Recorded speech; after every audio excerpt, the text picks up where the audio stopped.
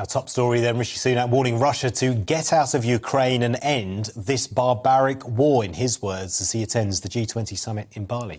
Well, speaking as the summit began, the Prime Minister also criticised the absence of President Putin, directing his speech at the Russian Foreign Minister, Sergei Lavrov, instead. It's the first time a British Prime Minister has had to come face-to-face with a Russian official since the start of the war in Ukraine.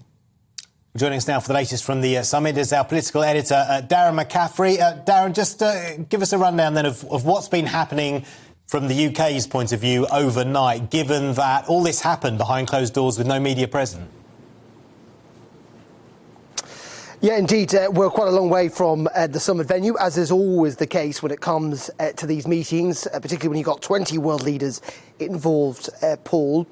First of all, this is the first proper full day of the G20 summit. All the world leaders are here, bar one, President Putin, that, as you say, Foreign Minister Lavrov is here in his absence. And it's fair to say that actually there's almost been anonymity when it comes to condemnation of the war to a large degree. Even leaders that in the past have sat somewhat on the sidelines in this, countries like India, for example, are now saying that this war, frankly, kind of needs to come to an end. So I think it's fair to say that Russia is a little isolated, at least in terms of the diplomatic language being used. And as you say, at the opening ceremony, the opening kind of meeting a little earlier on today here in Bali, the Prime Minister made it clear of his disdain for the war in Ukraine, and indeed, it must be said, for Russia itself. He told leaders that it's very simple. Countries should not invade their neighbours. They should not attack civilian infrastructure and civilian populations, and they should not threaten nuclear escalation. Surely these are things on which we can all agree. Rishi Sunak went on to say that it is notable that President Putin didn't feel able to join us here. If he had, we could have got things sorted out, because the single biggest difference that anyone could make is for Russia to get out of Ukraine and end this barbaric war. So pretty strong words there from Rishi Sunak. It follows a series of meetings that we saw yesterday, most notably, of course, between President Xi Jinping of China and President Biden.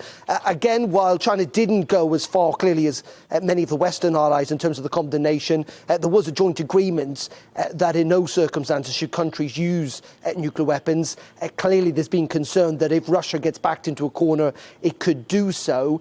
And in addition to that, will be a whole series of meetings for the Prime Minister today as well. He met with Justin Trudeau, the Canadian Prime Minister, last night. He's meeting with the Crown Prince of Saudi Arabia a little later on.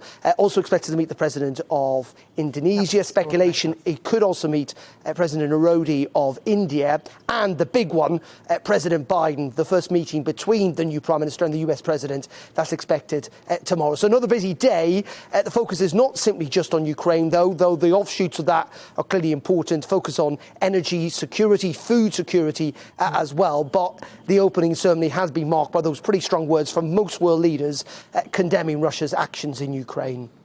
OK, Darren, thank you very much indeed for that update.